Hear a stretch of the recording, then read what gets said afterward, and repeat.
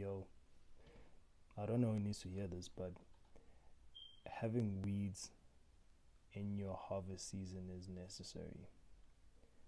Think of a parable that Jesus has or speaks on with the farmer um, who plants weeds, and his enemy then plants weeds to basically kill his crop.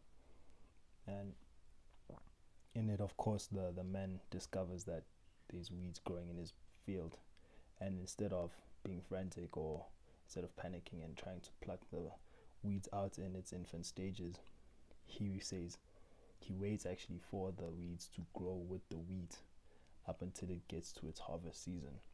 And that speaks in volumes, because you just think of the things that transpire even in your harvest season, where there's so much that happens, and it's like you begin to think like, are there certain things that are meant to be aligned with you or not?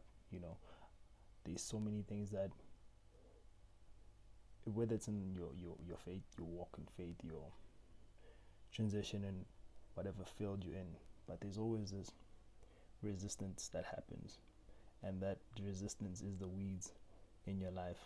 But the beauty of it and the assurance that God gives is that he will pluck out the weeds in your life in your harvest season, which means that the toxic people who are in your life will be plucked out in your season of harvest.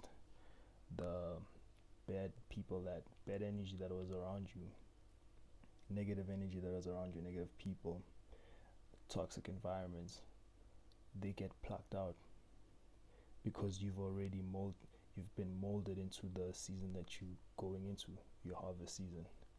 And I think that really resonates and speaks in volumes.